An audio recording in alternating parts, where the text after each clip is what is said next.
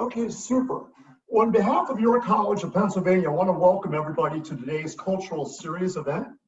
I'm John Weaver, Associate Professor of Intelligence Analysis. And as we get ready to get started, I want to cover some basic rules of engagement. The first of which is I ask that everybody mute their mics.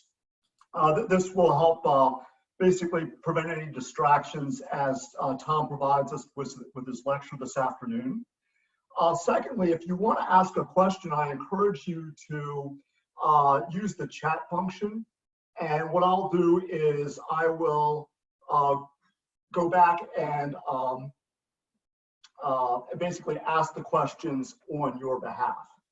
And the next thing is if we experience any technical difficulties and you drop off, please just try to rejoin us and log back into Zoom, and hopefully everything will continue. All right, so who is our guest speaker? Tom Røseth is an associate professor at the Norwegian Defence University College. He has held this position since 2016, mainly doing research and teaching in intelligence studies combined with the coordination of an intelligence course at the graduate level. From 2012 to 2016, he was a fellow at the Asian Center for Security Studies at the Norwegian Institute of Defense Studies. And while there, he researched on Russia's relations to China concerning the military, energy, and Arctic domains. Tom has more than 15 years of experience within the Norwegian Armed Forces as a civilian, working primarily with security policy in relation to state actors. He defended his Ph.D. on Russia-China relations at the University of Oslo in 2017, and he holds one master's degree in military studies from the Norwegian Defence University College and another in comparative politics from the University of Oregon. Coming to us live tonight from Norway, where it's just after midnight, I present to you Tom Røseth. Tom, the show is all yours. Thank you, John, and I want to thank you and your college for inviting me. It's great to have the opportunity to talk about Russia-China relations, a topic of immense importance for the common future of global security. I have over time followed Russian foreign policy and security policies, and especially Moscow's policies towards China. Let me pull up my presentation.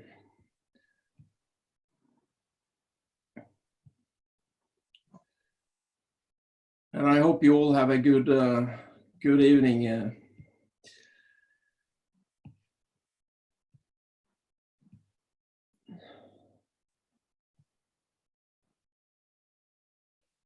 I'd like to start with this drawing by David Parkins. I think it displays the relationships in a very good way. The friendship looks warm, but it has its limitations. The pipeline on the dragon's back describes well China's dominant role in Russia's exports of oil and gas to Asia. But how solid is really the partnership? Can it really turn into an anti-Western military alliance? In this presentation, I will not dwell on the history. There's no time for that.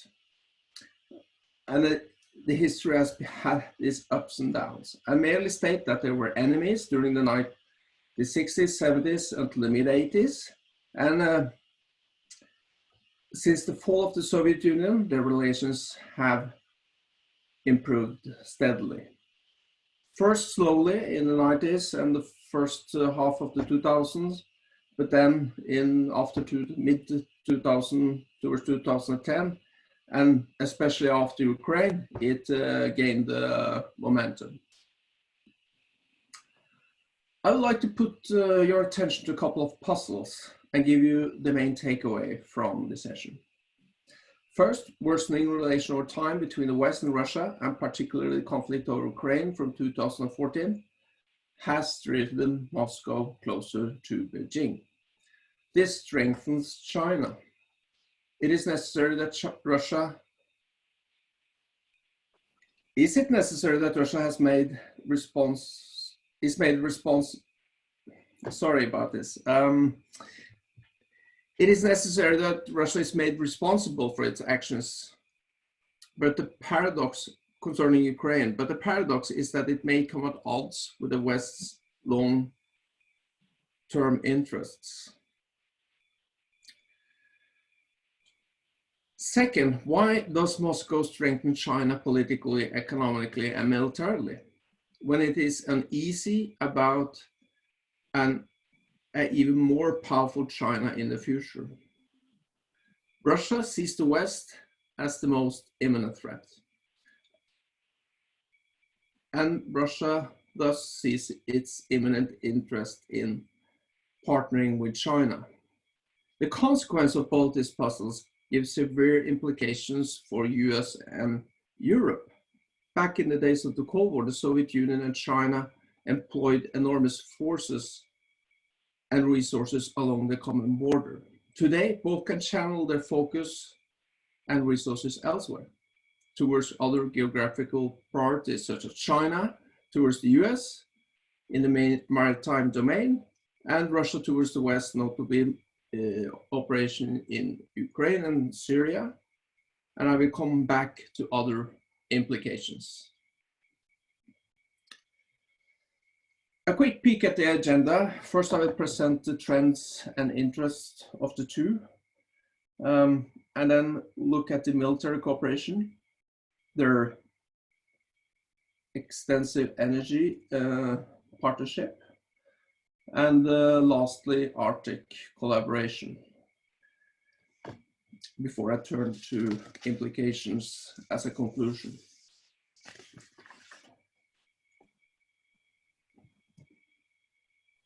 On threat perception, this map has been used a lot by outlets criticizing the West's policies towards Russia and China,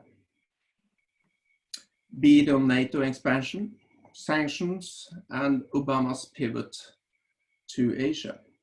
The map first appeared in 2014. It displays how some in Russia and China view the world and focuses on nuclear capabilities, ballistic defense systems, and Western-initiated hotspots or instigated revolutions.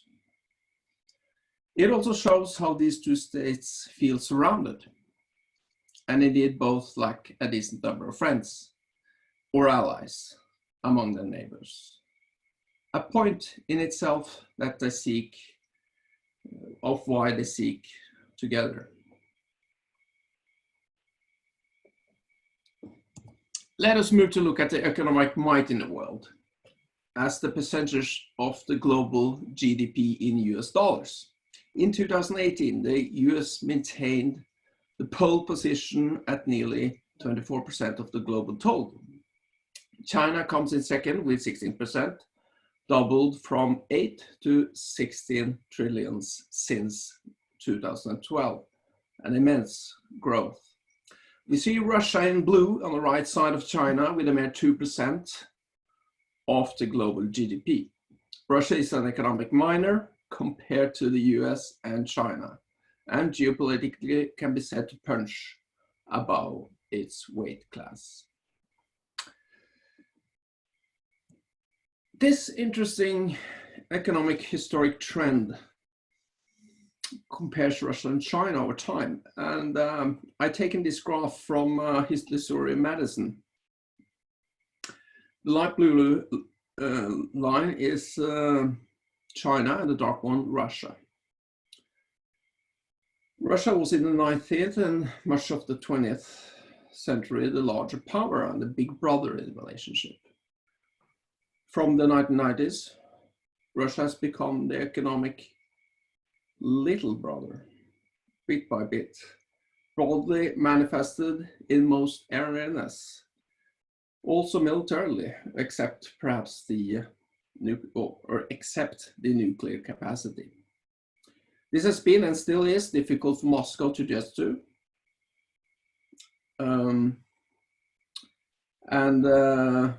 it will be even greater in the future. The Chinese economy is, as we all know, expected to grow, and while the Russian one is expected to stagnate. And with current oil prices, that's certainly the trend now. The Chinese economy, Russia has no choice but to accept this asymmetry, seeking political support and taking advantage as Putin coined it, catch the Chinese economic wind in its sails. But an immensely more powerful China is not necessarily always in Moscow's interests. As we will see, there are different issues that they disagree on, and I will present those later on. So, what drives the two parties together? International issues, certainly important. But the relationship has also developed its own internal dynamic, meaning its motivation is not only to negate the West. However, to oppose and partner against the West is a main feature and motivation in the relationship. To prevent democratic pressure and Western ideals and norms to take hold domestically and in their need abroad. Both Russia and China are balancing the United States in realist terms. But they do so in a very different way. Russia is very explicit with prospects of being more at its peak of its power in post-Soviet times, that is, while China is more subtle and biding for its time with prospect of becoming more powerful, at least in economic terms, than the United States. One is boxing, the other is using Tai Chi. China and in part Russia claim global respect and to be treated as equals to the US. Both seek multipolarity, a global system with more equal state powers that balance each other. In a sense, that means to diminish the US role and increase its own. With this aim, Moscow and Beijing find it opportune to cooperate to be better able to protect the state interest and non-Western, more or less autocratic systems. They agree on a broad spectrum of international issues and coordinate extensively in the United Nations Security Council, where they constitute 2 of the 5 permanent members. To have a supportive partner in the Security Council brings legitimacy and more strength in opposing Western states. For both, the most notable issue they agree upon is the issue of state sovereignty, which should be valued higher than the responsibility to protect for a domestic population concerning human rights. They view Western interventions into Yugoslavia, Iraq, Syria, Libya as leading to instability rather than stability. And to be fair, in these instances, they may have a point, if one leaves the important human rights issue aside, the argument for intervention. The main fear is that suppression against their own population can be used as a pretext for regime change from Western powers. I remind you that Russia in Georgia in 2008 and Ukraine in 2014 went against its own principle on this issue. I mentioned that the partnership between Russia and China has developed its own dynamic, and bilateral trade has surged, but not as fast as initially thought. Finally, in 2018, the trade passed 100 billion, and it's less than what China trades with far less than what China trades with the US, which is 5 times more. And it's also less than what Russia trades with the European Union as a bloc, although China is bigger as a single country.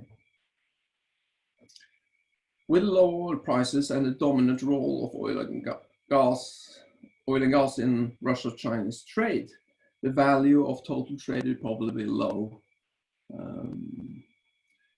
even though volumes will rise.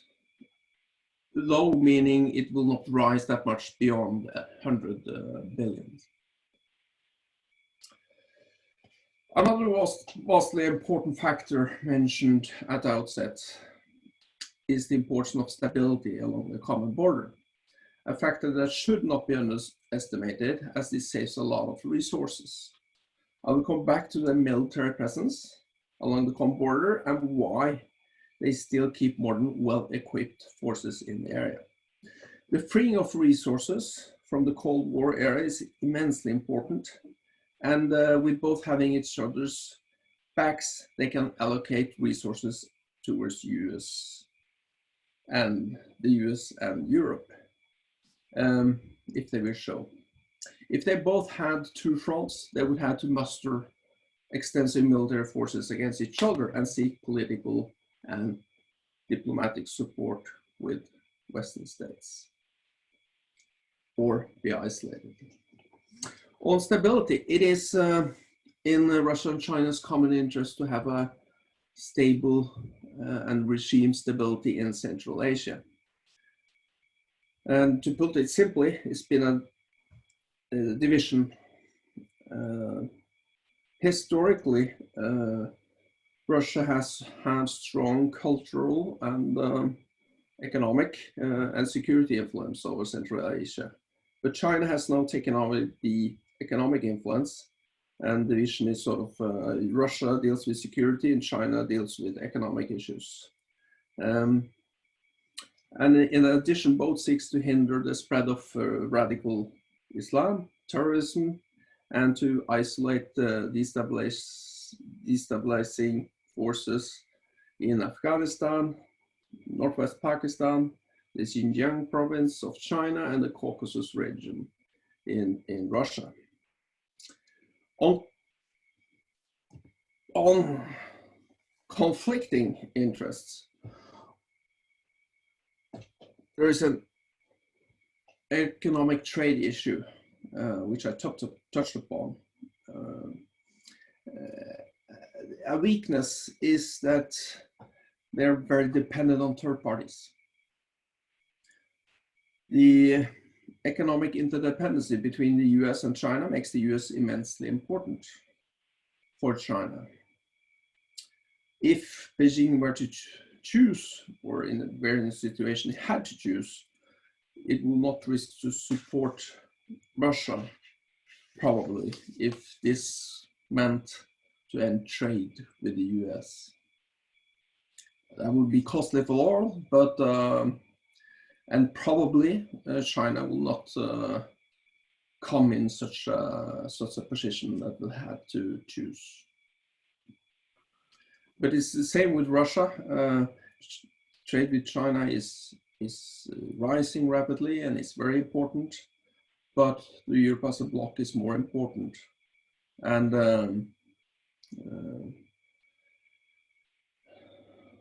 to risk it all would not be a viable option concerning trade with Europe, for example. The relationship has the constant risk that if one of the parties improves the relationship greatly with, for example, the US, the other one runs the risk of standing alone, and thus there is this suspicion. At least earlier it was. It's less and less, unfortunately, relevant, but that is a potential weakness of the relationship if you suspect that the other one would partner up with a competitor.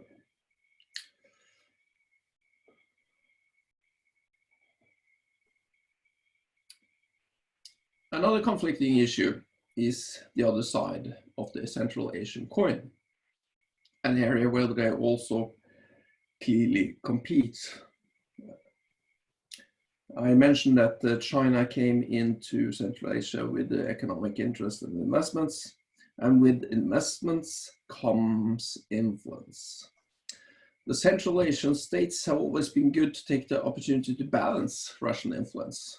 For example, when the US bases were established concerning Afghanistan. And now they're very thankful for Chinese investments. Welcome capital that Russia cannot offer. And Kazakhstan, the largest state, sees itself as a buckle in the Chinese Belt and Road Initiative. A global development strategy in which Central Asia constitutes a big part. The strategy is to improve global and particularly Chinese trade, which in turn leads to Chinese economic prosperity and influence, and hopefully for all the states involved.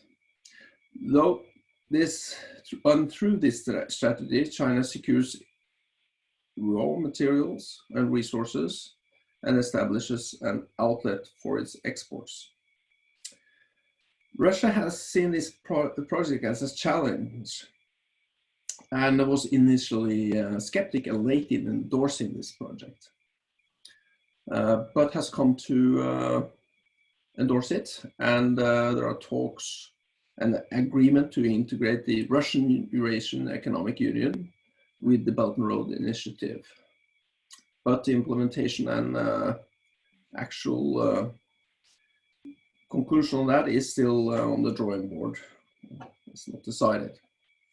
And the two projects are indeed very different. The Eurasian Economic Union is sort of a economic bloc with toll barriers for the outsiders, while the principle of the Belt and Road Initiative is to lower international tariffs and increase trade. A third conflicting interest is that neither wants to be dependent on the other, be it on security policy through an alliance or in an energy reliance. They do not want to put their national and future interests in one basket or tie oneself to the other's ship's mast. Currently, there is not enough trust and the costs are potentially too high. A military alliance would force Moscow to support China's ambition in the South China Sea, for example, in a possible confrontation with the US.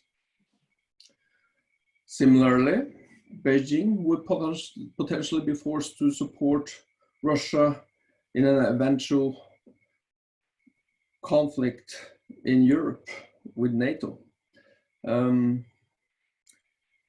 Hopefully none of those incidents will happen, but that's what alliances means. So diversity is the mantra, also on energy. While China has been very good in diversifying its imports, Russia in its Asian vector is very dependent on China, as I will show later on.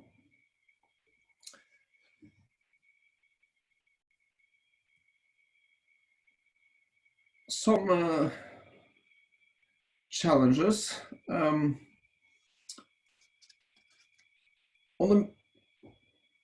I mentioned the economic asymmetry. And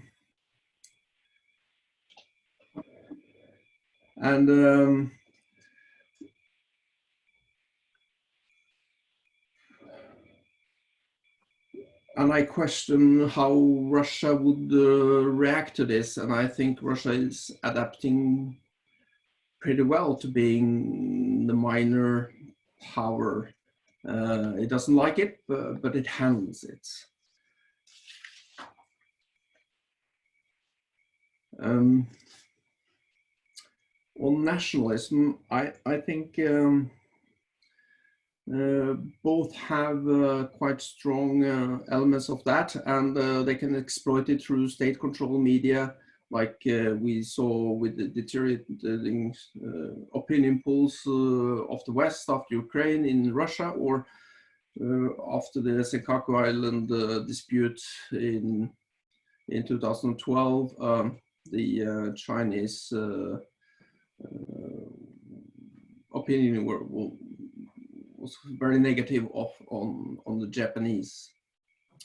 But cultural language is not that, the sharing and the people-to-people contact is quite low. Not that many people talk Chinese in Russia, and the opposite. So this is basically top-down initiated, and but the top-down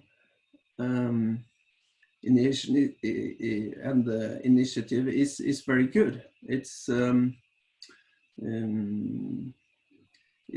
has a lot of momentum, and its strength lies in the personal relationship between Xi Jinping and Vladimir Putin. So, and they meet regularly, several times a year, in bilateral, multilateral forums. And here there's the picture when Putin congratulates Xi on his birthday. And both love Russian ice cream, obviously, which is in the back there. And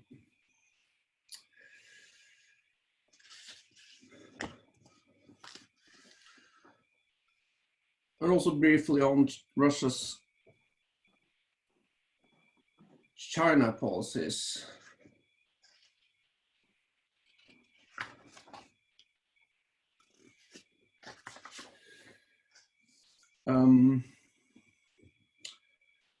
And during the 1990s and the 2000s,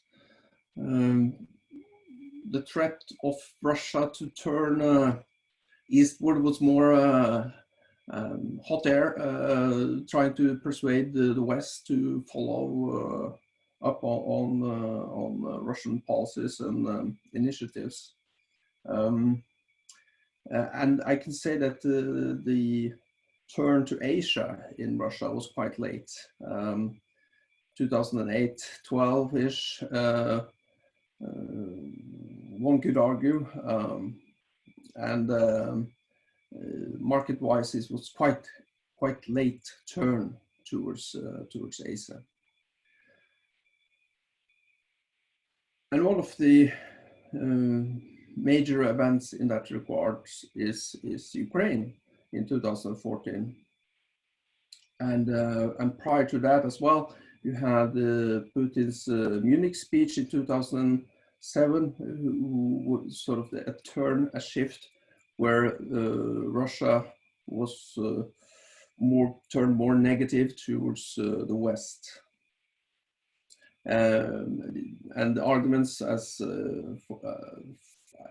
with the West as a lost model economically, we had the European Union struggled with a lot of issues at the time,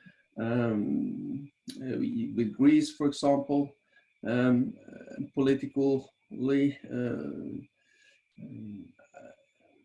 too liberal, and morally with not enough conservative values. Was the arguments by many in Russia. Russia needs China more than China needs Russia,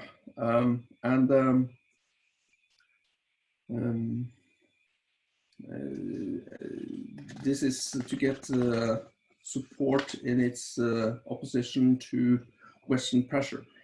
And not following the Western ideals that Moscow long tried to adjust to.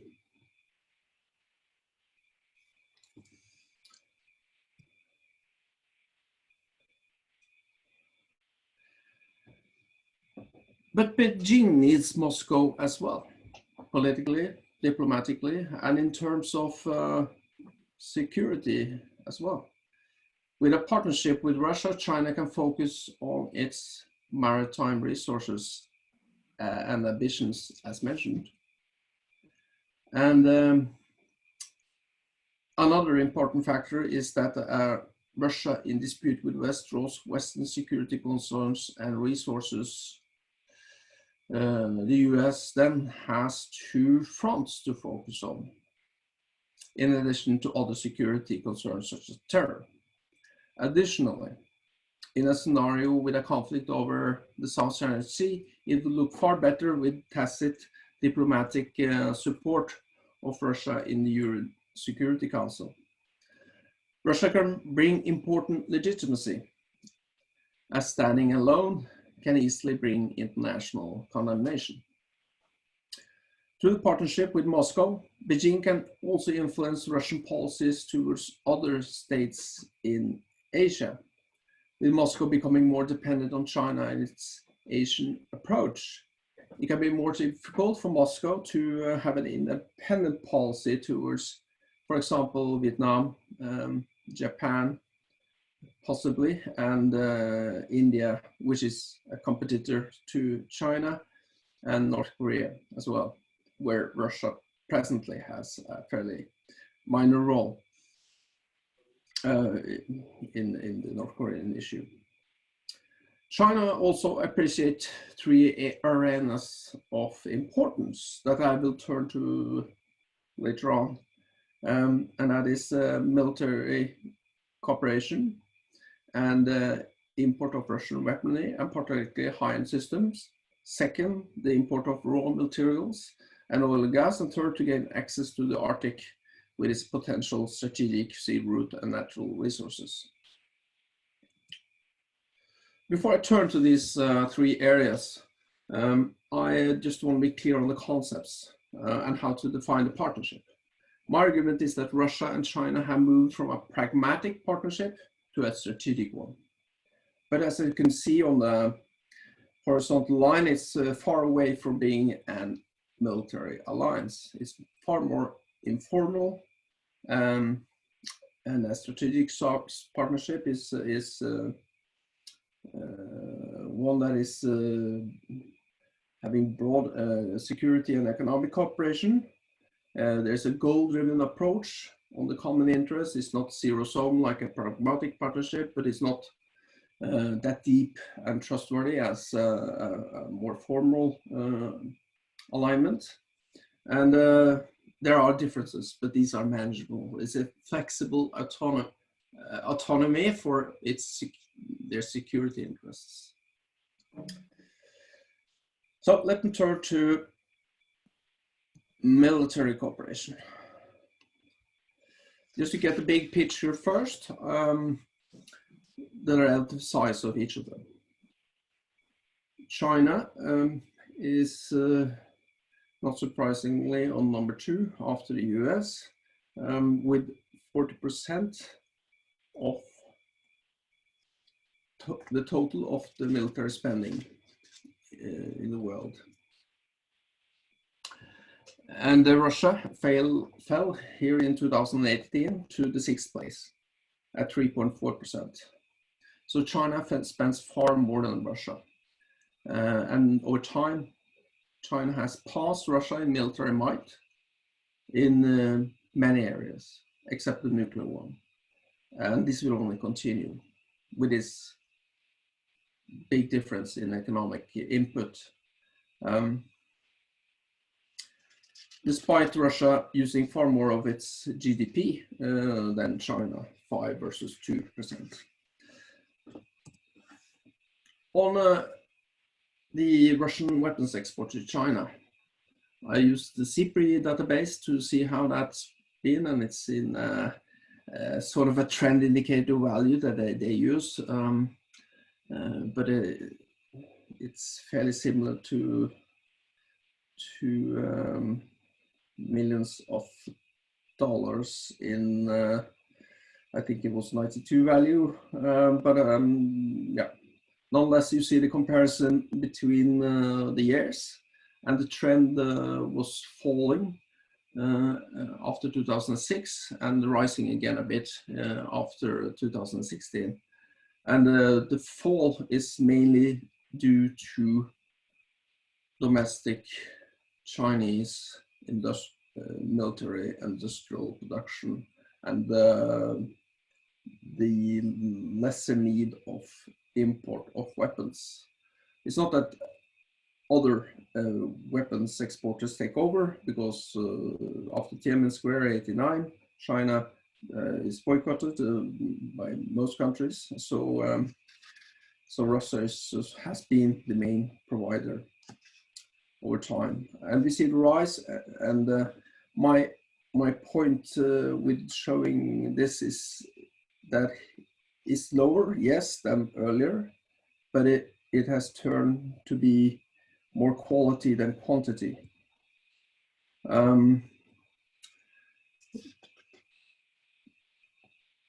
Russia has exported and delivered 24 Su-35, the export version S fighter jets, and 4 S-400 very capable surface-to-air missile systems, and also naval radars on weaponry.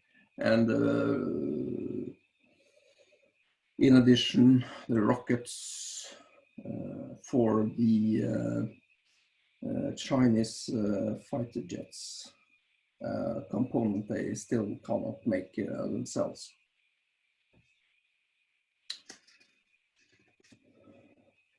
Another issue that's on the military side has been very interesting is the common naval exercises since 2012.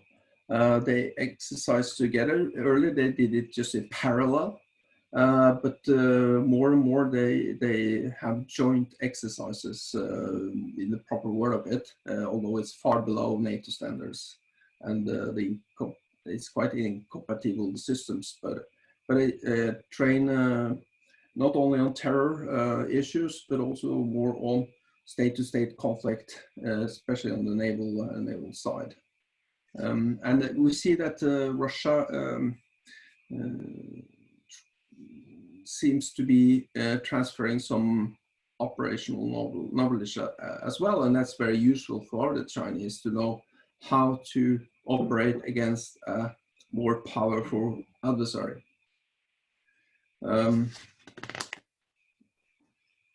Yeah.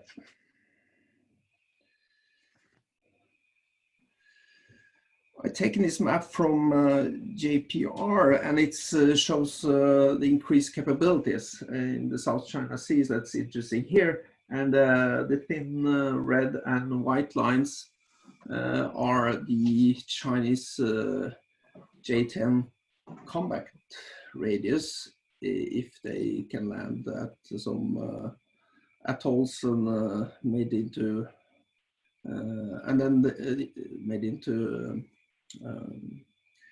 airports, and the surface-to-air missile S-400 if deployed. And with the Su-35 fighter, which has 3 times the combat radius as the J-10, from south of China, you can operate pretty much into most of the South China Sea area.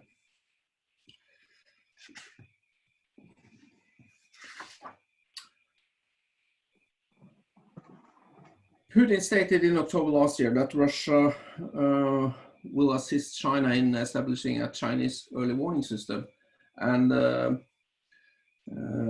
upgrade elements. This is important for China because at present they will have to have an impact of a ballistic missile before responding. So this is something that the Russians are assisting the Chinese with, and Putin has said that this is significant.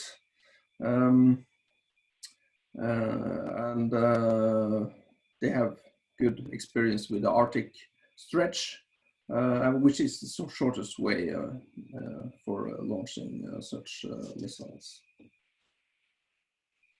There was also a computer exercise already in 2016, data computer. On the military bases along the common border, it's been huge cuts since the Soviet Union, as I mentioned, and especially on the Russian side. But the forces are still quite modern, get some of the best equipment, and some of these bases are towards the Pacific, and that's important for Russia to have those very capable with modern systems aimed at the US and its allies.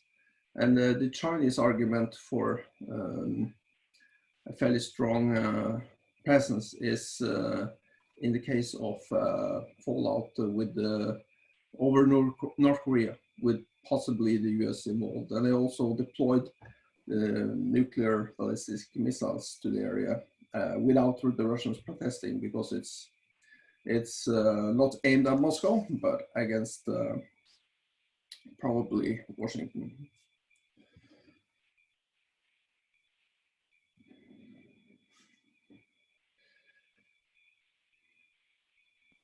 So why does Russia keep arming China and transfer operational knowledge when this is might be turned against Russia itself in the future? Well, possibly not, because Russia does not see China as an imminent threat. On the contrary, the West is.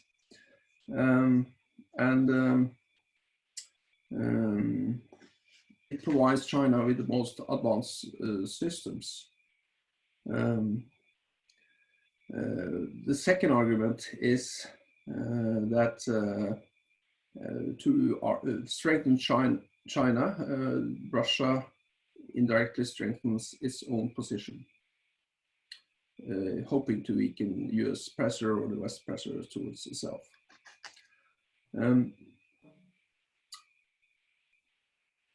And also, Russia needs to sell arms to get a force ahead of research and developments to stay ahead of the Chinese weapons industry and still be able to deliver better products within the few fields that they still have the advantage. And then we can see that this cooperation may change the power balance in the Asia Pacific. Now China is by itself very powerful, and Russia might not be the big of a difference, but some of these capabilities are very interesting and has to be taken into account by potential adversaries. All these are signs of a solid strategic partnership on the military side, without moving towards an alliance. Oil and gas. I see the clock is ticking, so I will try to be a bit quick. There have been huge pipeline agreements after 2008.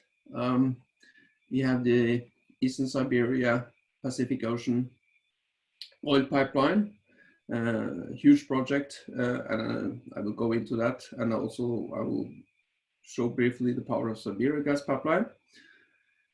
And the Chinese companies have moved into the Russian sector bit by bit, not as much as the Russians hoped after Ukraine, but still fairly good, and upstream the production of oil. The Chinese companies have quite a few projects they're involved in addition to the Novatek project in the Arctic, which I also will briefly come into.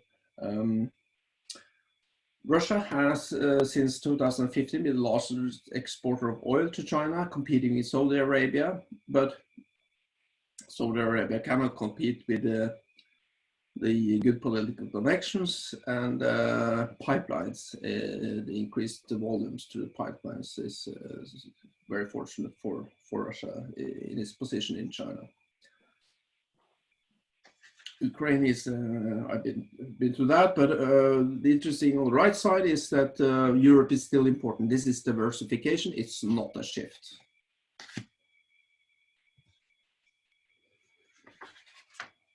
The Espo pipeline opened in 2010 and has since in with the spur to China this, and then later on with the spur to the Pacific Ocean. The idea was that this will be a general, more general provider of oil to Asia, but in reality, it's turned out to be pretty much about China, and not only because of one of the pipelines with 30 million tons annually goes to China, but the outlet by Cosmino on the Pacific coast is mainly bought. The oil that comes out there are mainly bought in long-term contracts or shorter contracts spot by the Chinese refineries and consumers. On the Power of Superior pipeline, it finished in December last year, and it's on time, and it's an impressive project and delivers 38 billion cubic meter of gas annually from 2025. It started, but it's bit by bit working up the capacity, and it's significant as the Chinese wants to increase the gas in its energy portfolio for greener air, greener policies. And then I should also briefly mention that in the west, by Altai, on the small border between Mongolia, common border between Russia and China, between Mongolia and Kazakhstan, one talks about an Altai pipeline that would connect sort of the western basin of gas of West Siberia with China, and that makes that would be a fortunate and good position for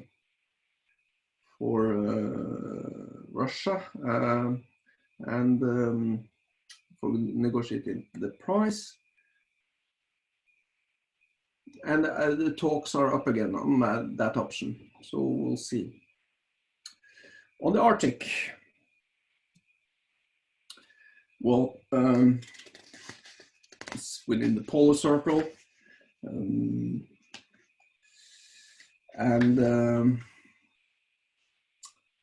it's a very important area and sensitive area, and where Russia has in the Russian Arctic, which is the most interesting, where you have the North Sea route potentially being a strategic route and quite a lot of resources. So Russia is sort of the gatekeeper for China coming into the Arctic, although China certainly has interests elsewhere in the Arctic as well, Greenland and Iceland and others.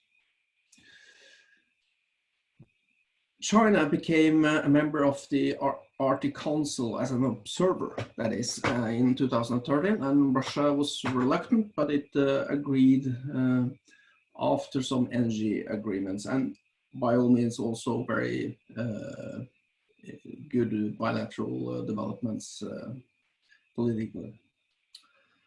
And China has an Arctic strategy. There's nothing really surprising in that other than a lot of people reacted to the near Arctic state status that they gave themselves, being located quite far away. And China seek resources, interested in strategic sea route, and seek also influence as they feel as they are affected by climate change, and Arctic research is important in that way. increased interest in Arctic over the last decade, really, from China.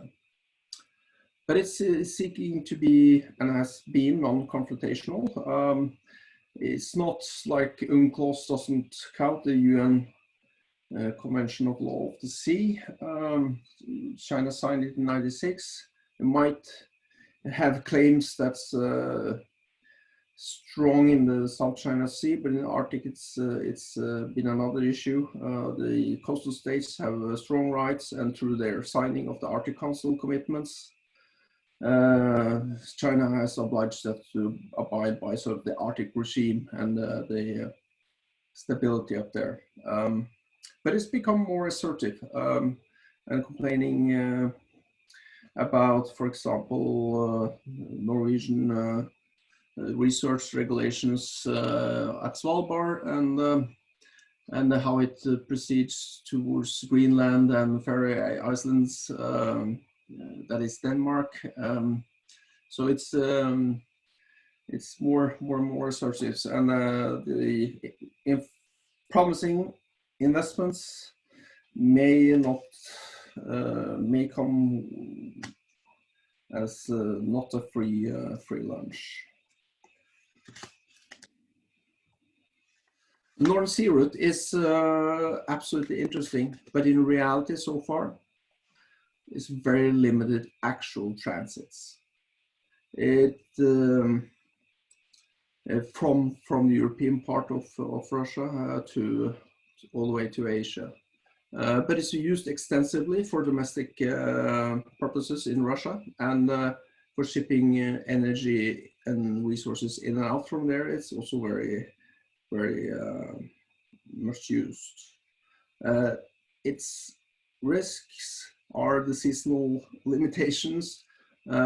Ice condition is very difficult to predict, even in summertime, and the infrastructure is limited as well, with certain rescue capabilities that the Russians are developing, but it's still not good.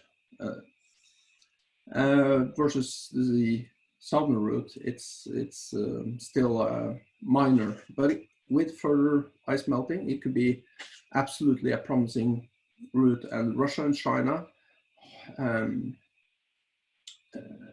have made several agreements. One thing they do not agree that much on is China would have preferred tariff-free passes, and not as strict regulations. For example, Russian monopoly on icebreaker assistance and things like that. And lastly, before concluding, it's the impressive Novatek Yamal LNG plant that was opened in December 2017, and it produces 16.5 million tons of LNG, liquefied natural gas, and there are 15 LNG carriers transporting this westward during the wintertime and eastward through the Northern Sea route in the wintertime, and they transship to larger vessels because these are smaller ice breaker capability LNG ships built in Korea.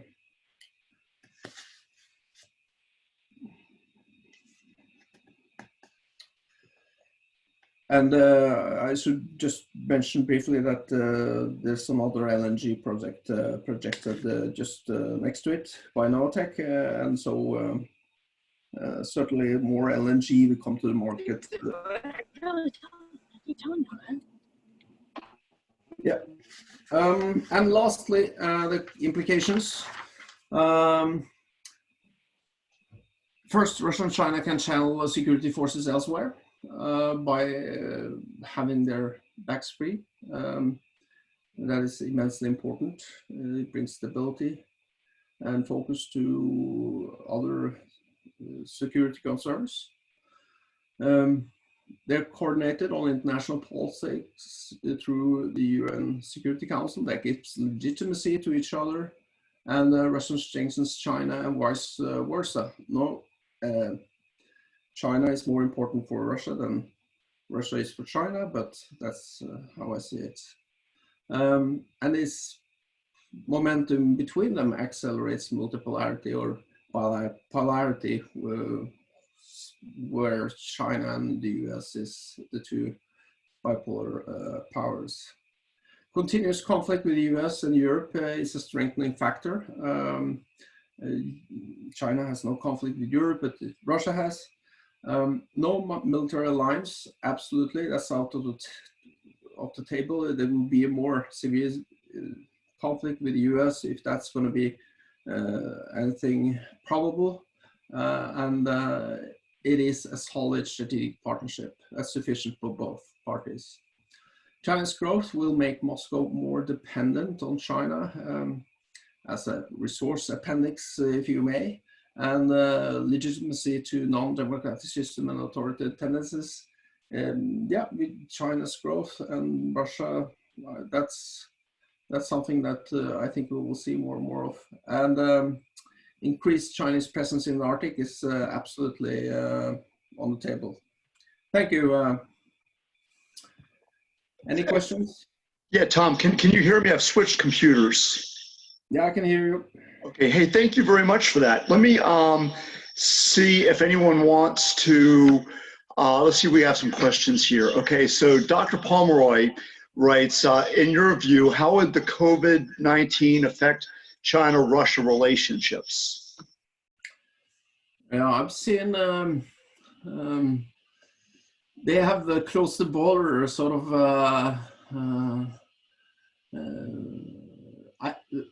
altogether, I think it's not going to be a very big factor. It's not positive, but I don't think it's going to be that negative either. First, Russia closed its border with China, was quite quick on that, and there's been reports of Chinese being discriminated in Russia and reactions from China there briefly. But then again, now China closed its border to Russia because it was afraid of import of COVID-19. So I think it's tit for tat, and that's not going to be a serious issue, I think. Okay, Chip, my Norwegian's not that good, so why don't you turn your speaker on and talk to Tom in his mother tongue. Hallo. Hei. God kveld. God kveld. Hvordan står det til? Det er bra, takk. Og du? Hvor sitter dere i Norge nå? Nå er klokken 1. Klokken 1, ja. I wanted to ask you, do you think that the leadership of the present American president has enabled the Russia-China power or the Russia-China relationship? That's a good question. I think it's been a tendency for some time. Jeg fant ikke til neste som i musikkbiblioteket ditt. Sorry about that.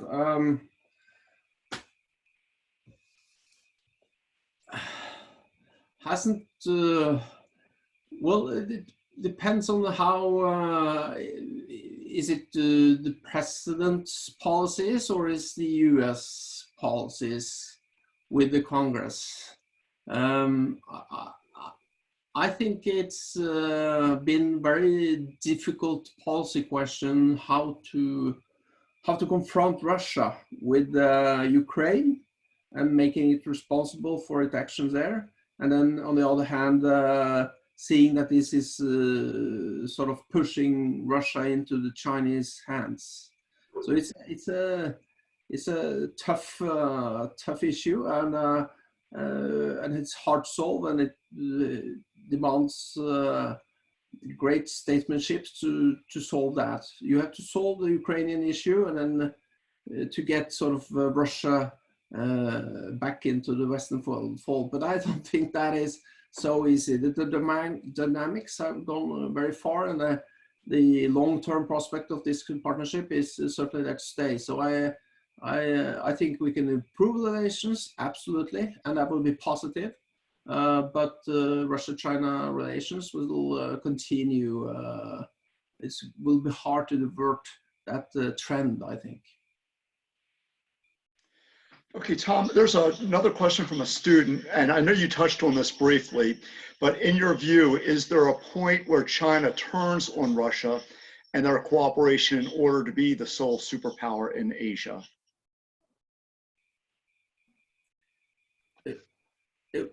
Repeat it, John. It turns on Russia? Yeah, and in your view, is from China's perspective, is there a point at which China will turn on Russia to maintain its strength and position in the Asia region?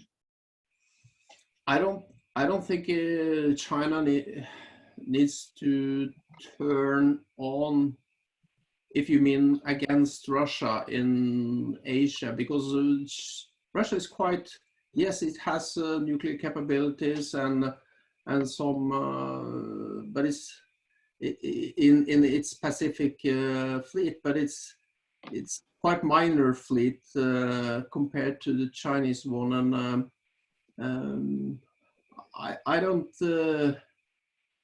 see why China would choose to do so, because Russia is no threat to China in Asia. Yes, they have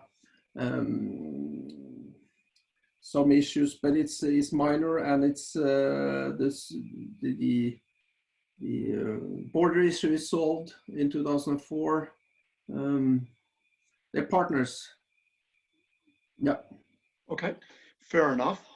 There's a question on North Korea. Now, both Russia and China share a border with North Korea, albeit Russia's is very small. But what is your opinion about North Korean affairs? How does that play into the Russia-China relationship? Russia has quite long traditions in dealing with North Korea, as obviously China has, and you have the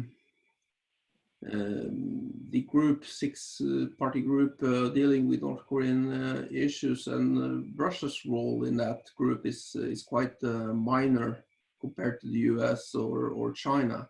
So Russia has a role, but it's not great. There's more history and tradition than actual influence, I think. But